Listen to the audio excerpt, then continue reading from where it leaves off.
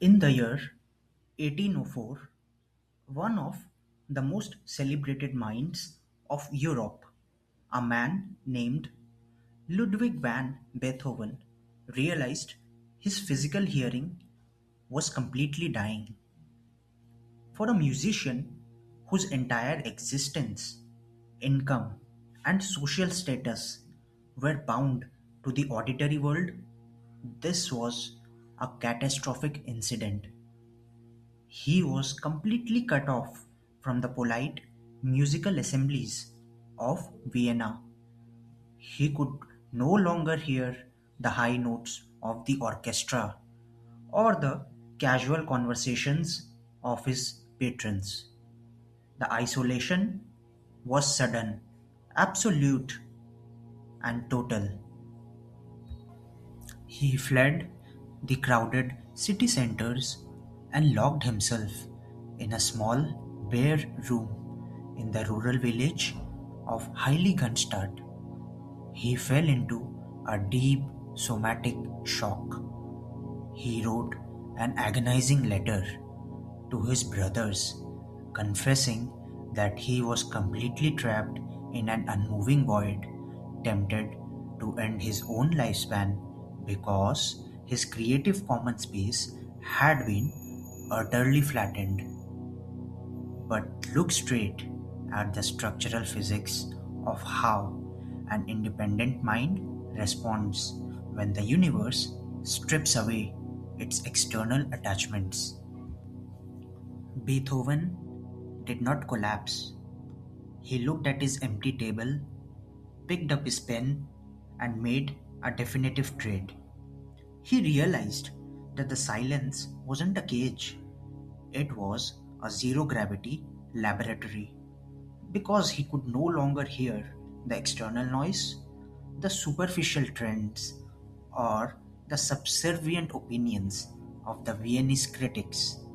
His mind was forced to listen exclusively to the unhurried, monumental architecture of his own internal console.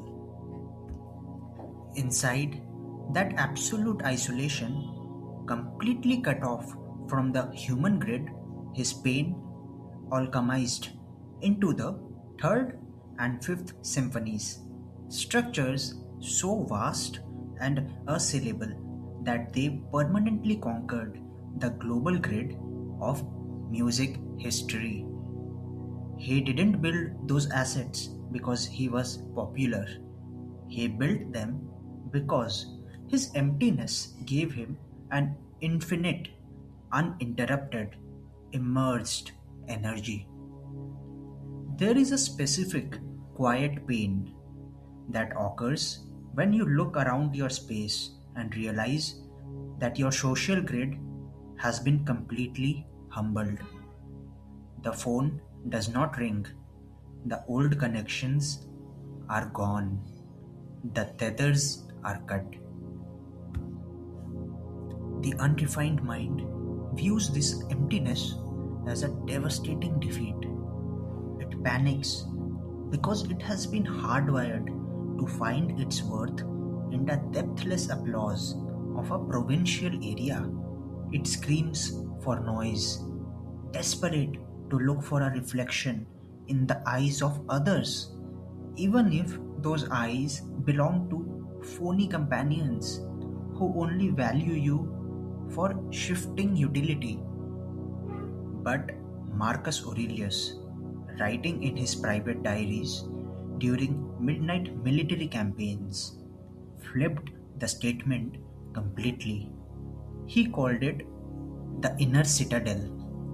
He wrote, "Nowhere can man find a quieter or more untroubled retreat than his own soul." When the outside world forcefully strips away your attachments, it hasn't left you empty. It has cleared your circumference. It has handed you a zero overhead springboard to build an autonomous empire entirely on your own terms. The practical application of This wisdom to everyday life requires an immediate structural update. You must completely stop evaluating your isolation as an exile and start treating it as a supreme, invincible luxury. An empty room means zero intelligence loss. An empty room means your vital artistic center of attention cannot be siphoned by small provincial calculations, petty gossip, or contractual conflict. You have been handed the autocracy of a clean slate. Thank you for watching. Let's walk this journey together.